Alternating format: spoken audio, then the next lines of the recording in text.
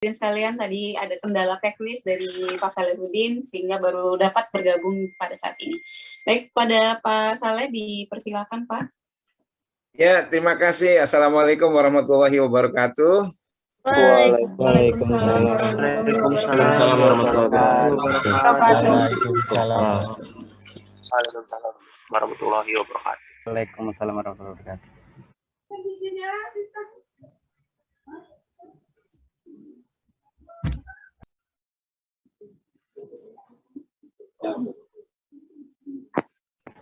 Tidak terdengar Pak Soleh. Masih di-mute Pak Soleh.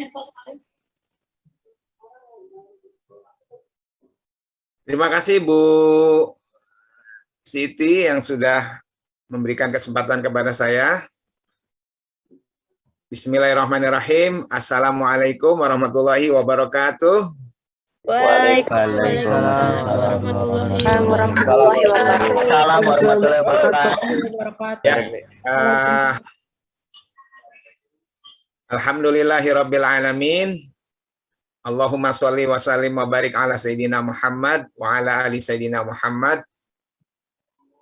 Rabbi shrah li sadri wa yassir li amri wahlul 'uqdatam min lisani yafqahu qawli. Yang sama-sama kita hormati Ibu Rita Hasuti, Kepala SMA Negeri 8 Jakarta.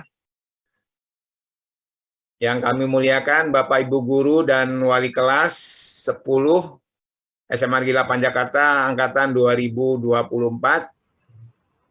Juga yang kami hormati Bapak Ibu orang tua peserta didik yang mendampingi putra-putrinya dalam acara MPLS Masa Pengenalan Lingkungan Sekolah tahun 2021. Kita bersyukur kepada Allah Subhanahu wa taala atas rahmat dan karunia-Nya kita dapat bertemu untuk pertama kalinya di SMA Negeri 8 Jakarta. Saya ucapkan selamat dan sukses buat kelas 10 angkatan 2024 SMA Negeri 8 Jakarta. Tepuk tangan.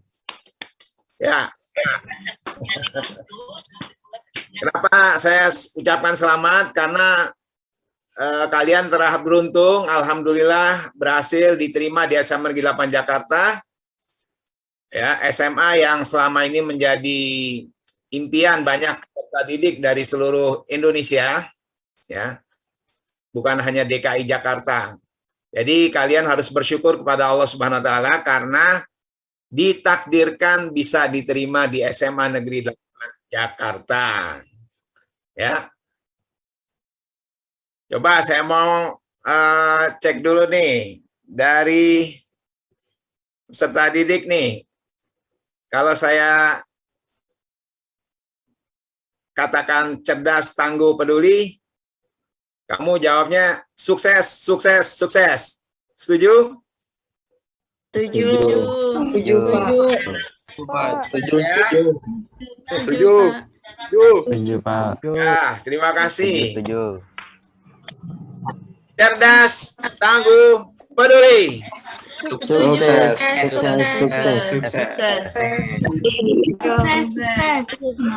Ya, bagus. Coba saya ulang lagi ya. Cerdas, tangguh, peduli. Sukses. Alhamdulillah, berarti angkatan 2024 semuanya sudah sukses ya. Amin. Alhamdulillah. Amin, amin. Anak-anakku, sebelum Bapak sedikit banyak berbicara tentang SMA 8, saya mau berkenalan. Saya ingin berkenalkan dulu.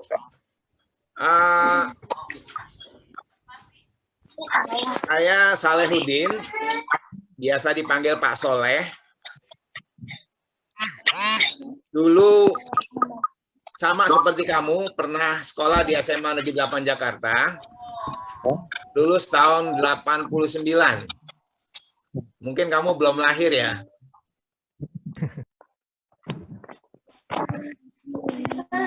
Belum ya? Ya, mungkin Bapak seumuran dengan orang tua kamu ya, atau bahkan Bapak lebih tua dari orang tua kamu. Iya kali, Pak. Iya kali, Pak. Udah jadi.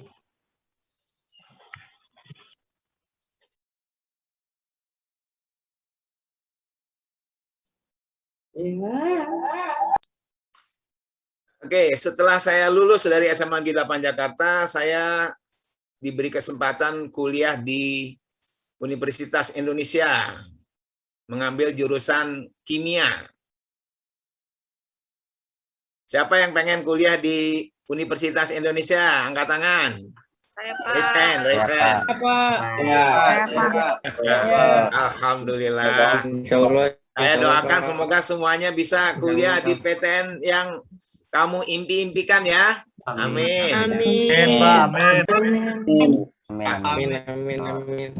Nah, kemudian Bapak bergabung dengan SMA Negeri 8 Jakarta tahun 2000. Sudah lahir belum tahun 2000? Belum, Pak. Masih belum lahir ya. Ya. Bapak menjadi guru kimia sejak tahun 2000 sampai sekarang. Kemudian Bapak dulu di tahun 2007 Bapak diberikan tanggung jawab sebagai koordinator program kelas internasional. Nah, program ini memang merupakan bagian dari sekolah RSBI atau Rintisan Bertaraf Internasional, ya. Jadi dulu pernah SMA Negeri 8 Jakarta ini menjadi piloting project untuk program kelas internasional, dan alhamdulillah banyak lulusan-lulusannya yang diterima di perguruan tinggi luar negeri yang favorit. Ya. Saya ambil satu orang lulusan 2008, ya, namanya Maima Aulia. Nah, beliau ini lulus dari sebelum lulus SMA 8 di kelas 11 dia sudah diterima di Bellerbis College di UK. Kemudian tidak lama setelah itu dia diterima di Harvard University S1-nya. Tetapi karena Harvard University untuk international student harus menunggu 1 tahun, akhirnya dia mengambil Minnesota University di Amerika, ya. Nah, kemudian setelah itu dia selesai S1, lanjut master degree-nya di London School of Business di UK. Dan terakhir dia ambil S3-nya di Cambridge University. Jadi alhamdulillah anak SMA Negeri 8 Jakarta banyak yang sukses, ya. Bapak doakan kamu semua nanti bisa lebih sukses lagi dari kakak kelas kamu. Amin. Amin, ya. Amin. Luar biasa kalau kita punya mimpi, punya cita-cita, maka the dream comes true, ya. Apa artinya tuh? Mimpi akan menjadi sebuah kenyataan. Jadi Bapak pesan nih sama kamu pas 10, mumpung masih semangat, dari sekarang kamu tulis ya nak, tulis di diary kamu, di laptop kamu atau dari handphone kamu, mimpi-mimpi kamu 5 tahun ke depan apa, ya? Apa yang menjadi cita-cita kamu, mimpi kamu tulis dari sekarang, ya. Karena the law of attraction, artinya apa yang kamu impi-impikan, apa yang kamu cita-citakan, itu satu saat akan menjadi sebuah kenyataan. Percaya atau tidak,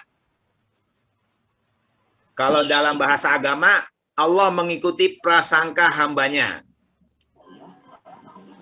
Kalau kita prasangka kepada Allah, ya Allah saya pengen ke Jepang, pengen kuliah di Jepang, insya Allah akan kabulkan. Amin. Ya. Saya ambil contoh nih. Soalnya kan kalau bicara kurikulum nanti pikirannya jadi kemana-mana ya. Saya ambil contoh nih, pengalaman pribadi Pak Soleh nih. Boleh nggak Bapak cerita nih? Boleh banget. Ini nah, terima kasih. Waktu tahun 2008 bulan Januari, Bapak membaca sebuah buku yang menginspirasi Pak Soleh. Ya, bukunya berjudul The Secret. Nah, pernah baca nggak? Ada yang pernah baca buku itu? The Secret. Nah, oke. Jadi di dalam buku itu dikatakan kita harus menulis mimpi-mimpi kita. Kemudian tiap hari kita harus afirmasi. Tahu nggak afirmasi? Nah,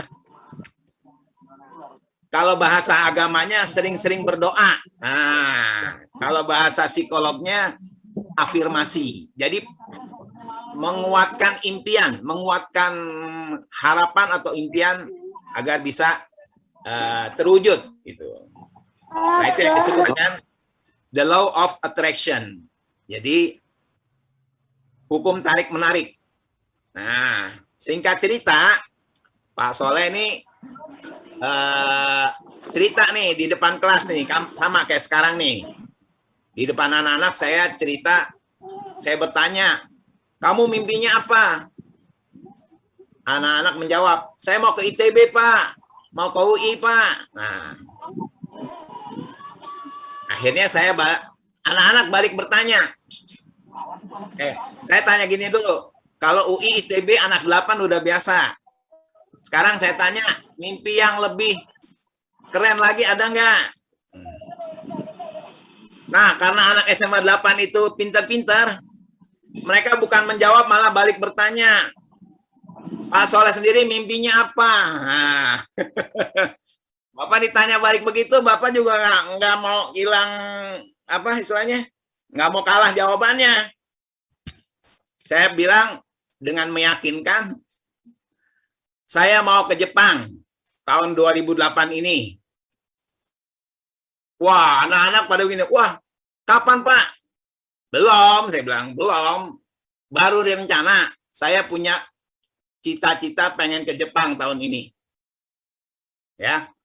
Terus anak-anak 8 kan kritis-kritis kayak kamu nih.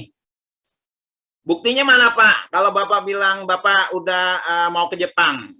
Akhirnya anak-anak saya ajak ke ruangan saya, di situ ada komputer. Saya tanya, itu di komputer itu layar monitornya apa? Wah ini Pak, ada bunga sakura, ada tempat wisata di Jepang, ada apa castle, pokoknya semua yang ada di Jepang ada di screen layar laptop saya. Akhirnya saya bilang, itu ada tulisan apa? Oh, Bapak mau ke Jepang ya? Tulisannya adalah the next country I'll visit in 2008. Nah, negara yang akan saya kunjungi tahun 2008. Terus akhirnya anak-anak nanya, Bapak udah pasti nih Pak ke Jepang? Saya bilang belum, saya baru niat, baru pengen, baru ngimpi. Mudah-mudahan dikabulkan. Itu bulan Januari nak, 2008. Ya, ternyata di bulan Maret saya diundang oleh Kemendikbud untuk datang ke sana mendadak, ditelepon saya mendadak. Akhirnya saya datang ke kementerian. Di sana saya ditanya sama dari pihak kementerian ditanya, Pak Soleh nanti langsung ke Japan Foundation karena di sana saat ini lagi ditunggu untuk seleksi ke program Genesis Program. Genesis Program, ya, nama program itu Genesis Program. Jadi semacam kayak kunjungan dari guru-guru dan LSM dunia di bidang lingkungan, dan itu akan dilaksanakan di bulan April 2008. Akhirnya karena Bapak sudah punya mimpi, dan mimpi itu harus Bapak persiapkan, maka sebelum pelaksanaan seleksi, Bapak semua sudah lengkap dengan esainya, dengan kalau ada pertanyaan artikel apa yang saya ketahui tentang Jepang, saya udah siapkan semuanya. Tentu dalam bahasa Inggris. Walaupun bahasa Inggris Bapak belepotan ya, tapi ya modal pede aja. Bismillah, mudah-mudahan ini. Nah, tapi ada hal yang unik. Setiap Bapak ingin melakukan sesuatu yang menjadi mimpi Bapak, Bapak selalu telepon dan kunjungin ibu saya, ibu Bapak nih. Jadi saya telepon, Ibu, ada seleksi ke Jepang nih, Bu. Ibu ridho nggak gitu. Nyata ibu saya jawabnya berangkat. Wah, padahal belum seleksi. Ibu saya nyangkanya udah mau berangkat ke Jepang aja gitu ya. Jadi akhirnya didoain, direstui sama ibu saya. Udah, akhirnya saya dengan izin Allah ikut seleksi dan berhasil ke Jepang. Kurang lebih 2 minggu saya di sana, dan ternyata program itu program yang khusus buat tamu negara. Jadi kita di sana benar-benar dijamu seperti tamu negara. Alhamdulillah saya berhasil bisa ke Jepang. Nah, terus boleh saya cerita lagi nggak nih? Takutnya kelamaan nih. Boleh. Waktunya saya berapa menit lagi nih, Bu? Boleh Pak. Sampai juhur. Maghrib. Maghrib ya, Pak. Iya. Masih sampai 8 menit lagi. Oh, 8 menit lagi. Ya. 8 menit lagi, Pak Soleh. Baik, Bu. Jadi gini, Nak. Sebenarnya Bapak punya cerita juga. Tapi kalau semuanya diceritain sekarang nggak seru ya. Cuma sekedar clue aja, waktu tahun 2016 Bapak juga alhamdulillah ditakdirkan bisa ke Korea Selatan, ke Seoul ya. Itu juga ada seleksi yang unik gitu. Pokoknya setiap seleksi yang saya ikutin selalu unik-unik, ada cerita-cerita khas ya, tapi semuanya itu bermuara pada satu, yaitu saya yakin apa yang menjadi keberhasilan saya selama ini tidak lepas dari doa dan restu ibu saya. Ya, jadi adik-adik yang sekarang masih punya orang tua, dijaga baik-baik ya. Dihormati orang tuanya, disayang ya. Karena itu keramat hidup. Ya, kalau bahasa Betawinya keramat hidup. Tidak ada artinya kesuksesan seseorang kalau dia dengan orang tuanya tidak punya hubungan yang baik. Dia tidak respect sama orang tuanya. Maka sehebat apapun orang itu, dia tidak akan berkah hidupnya. Yakin deh, percaya deh. Ya. Sehebat apapun seseorang itu meraih kesuksesan, kalau tidak dapat restu dari orang tua, kalau orang tua tersinggung atau orang tua kecewa dengan orang itu, maka nggak ada artinya. Percuma. Itu kesuksesan yang semu. Ya. Dan Pak Soleh sendiri sudah merasakan semua doa-doa yang Ibu Pak Soleh sampaikan, panjatkan kepada Allah, semuanya dikabulkan. Ya. Termasuk cita-cita Pak Soleh dari sejak kecil pengen keluar negeri, sudah dikabulkan semuanya. Alhamdulillah ya, semua berkat doa ibu saya, ibu bapak saya ya. Jadi anak-anakku, SMA Negeri 8 Jakarta ini sudah banyak meluluskan orang-orang hebat, orang-orang yang sekarang menjadi pemimpin. Namun tetap kami sebagai guru SMA Negeri 8 Jakarta berharap agar calon-calon pemimpin yang sekarang ada di hadapan saya ini tidak sekedar bisa menjadi seorang pemimpin atau menjadi orang yang sukses, tapi juga orang yang selalu menghargai dan mensyukuri anugerah yang Allah berikan ini dengan selalu berbakti kepada orang tua. Saya sebenarnya pengen cerita, tapi karena waktunya yang terbatas, ada kisah alumni SMA 8 yang luar biasa. Mungkin saya izin Bu Titi ya, sedikit ya Bu ya. Iya Pak, silakan, masih ada 5 menit Pak. Ini silakan. begini ceritanya. Jadi ada alumni SMA Negeri 8 Jakarta tahun 2003. Satu ketika anak ini pingsan di depan gedung PGC Cililitan. Mungkin kalau dari SMA 8 kurang lebih 3 atau 4 kilometer. Nah, kemudian anak ini dibantu sama orang lain, sama satpam, kemudian ditanya, kamu sekolah di mana? Akhirnya anak itu bilang, saya di SMA 8, Pak. Siapa yang bisa saya hubungi? Akhirnya dikasih nomor telepon guru SMA 8. Guru SMA 8 ini ditelepon. Terus, Pak, ini anaknya pingsan di depan PGC, Pak. Bapak bisa nggak ke sini? Baik, Pak. Akhirnya datang tuh guru SMA 8. Terus setelah ngobrol, anak ini pesan sama gurunya, Pak, jangan cerita ya, saya pingsan di sini. Bapak boleh cerita ini kalau nanti saya sudah sukses, Pak. Jadi jangan ceritakan dulu kejadian ini sebelum saya sukses. Kalau nanti saya sudah sukses, Bapak boleh cerita ke murid-murid. Nah, karena dia udah sukses, jadi saya boleh cerita nih ya.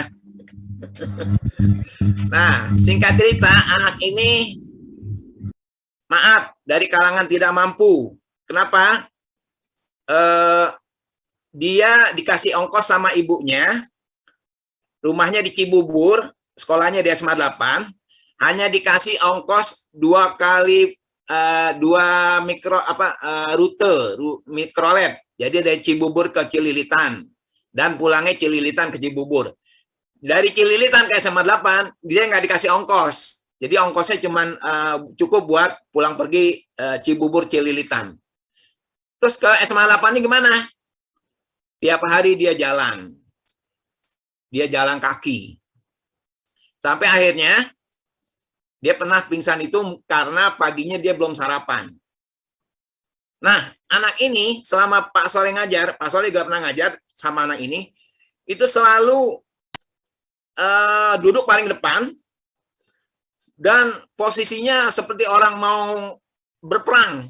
Jadi mata nggak pernah, wajahnya jangankan tidur, nguap aja nggak pernah, nguap nggak pernah. Posisi seperti orang kayak kehausan gitu, kayak orang haus akan ilmu. Nah, jadi akhirnya anak ini lulus dari SMA 8, diterima di NTU, beasiswa full scholarship. Kemudian dia S2-nya di NUS, full scholarship, bahkan tesisnya itu masuk dalam jurnal ilmiah. Kalau tesis kamu bisa masuk dalam jurnal internasional, berarti tesisnya hebat banget tuh, keren banget. Nah, kemudian lanjut ke S3 di NUS juga, full scholarship. Bahkan disertasinya itu dia punya hak paten di bidang farmasi. Jadi disertasinya tentang biosintesis dan dia dia punya hak paten untuk penemuannya itu. Akhirnya setelah dia meraih gelar PhD di NUS dengan hak paten yang dia punya, dia di-hire oleh Pfizer. Pfizer ini kalau nggak salah yang memproduksi vaksin AZ ya, vaksin Pfizer. Nah, sampai sekarang dia tinggal di Swiss. Nah, anak ini lulus SMA 8 2003, lulus PhD-nya 2012. Berapa tahun tuh? 9 tahun, ya, 9 tahun dia. Yang jadi masalah adalah bukan di situ, tapi adalah ketika dia mendapatkan, dia diterima di NTU, dia diterima juga di Jerman, di universitas terkenal di Jerman. Nah, pada saat itu dia konsultasi dengan ibunya. Bu, saya diterima di NTU dan di Jerman. Ya, saya harus pilih yang mana, Bu? Ibunya jawabnya singkat, NTU, Singapura. Padahal ini anak pengen banget ngambil yang Jerman. Begitu ibu bilang Singapura, dia langsung lemes. Ya Allah, padahal saya pengennya ke Jerman, ya. Tapi ya udahlah, karena ibunya nyuruh ke Singapura, dengan ya udahlah, terima aja. Dia ada menjalani proses selama 9 tahun di Singapura sampai S3. Akhirnya dia bilang, waktu itu dia datang ke SMA 8, seperti ini dia presentasi, dikatakan, justru saya tahu bahwa pilihan ibu saya itu pilihan yang tepat setelah saya sukses. Setelah 9 tahun saya S1 sampai S3 selesai, saya baru tahu ternyata pilihan ibu saya itulah pilihan yang tepat. Dan akhirnya dia anak ini bisa sukses, tidak lain dan tidak bukan, hanya karena menuruti keinginan ibunya. Ya. Jadi itu satu contoh kesuksesan anak-anak SMA Negeri 8 Jakarta yang Bapak bisa ceritakan. Pada prinsipnya adalah kalau di kurikulum SMA Negeri 8 Jakarta ini kamu yang penting cuma 2. Ya, cuma 2 nih yang penting nih. 1, jujur. 2, kerja keras. Itu aja. Jujur dan kerja keras. Ya, kejujuran adalah mata uang yang berlaku di seluruh dunia. Kerja keras ini itu yang bisa mengasah otak kamu sehingga ada pepatah yang mengatakan orang bodoh kalau dia belajar sungguh-sungguh, kerja keras, dia bisa sukses.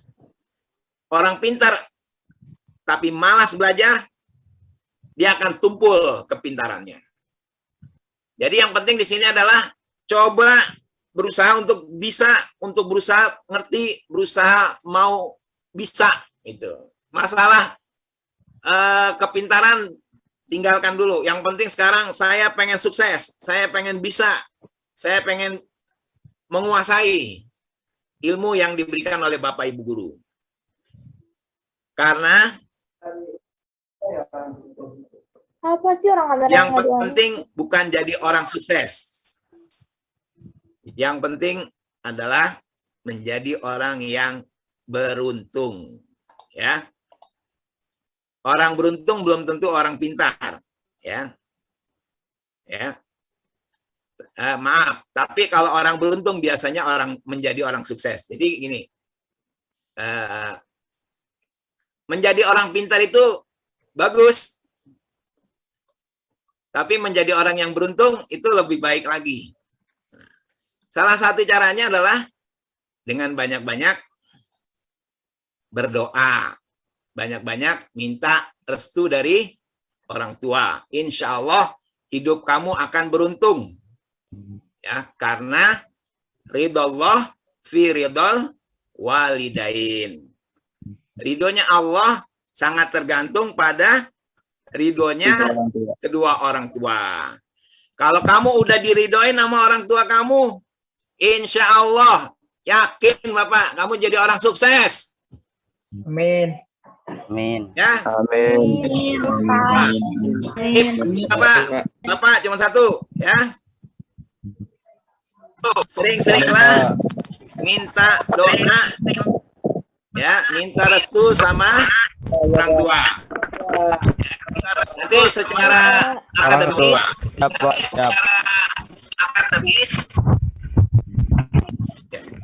Nanti secara akademis, akan dijelaskan oleh masing-masing wali kelas dan Bapak Ibu guru bagaimana cara penilaiannya, bagaimana belajar di SMA 8.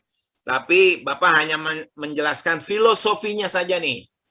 Modal utama kamu untuk belajar di SMA 8 adalah jujur dan kerja keras. Ya. Di samping moto yang sudah kamu tahu, apa moto SMA Negeri 8 Jakarta? Cerdas, tangguh.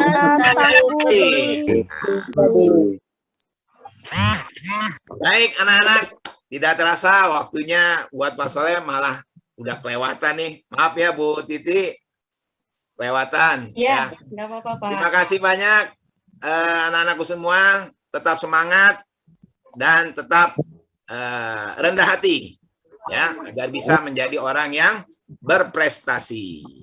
Amin ya Allah. Assalamualaikum warahmatullahi wabarakatuh. Waalaikumsalam warahmatullahi wabarakatuh.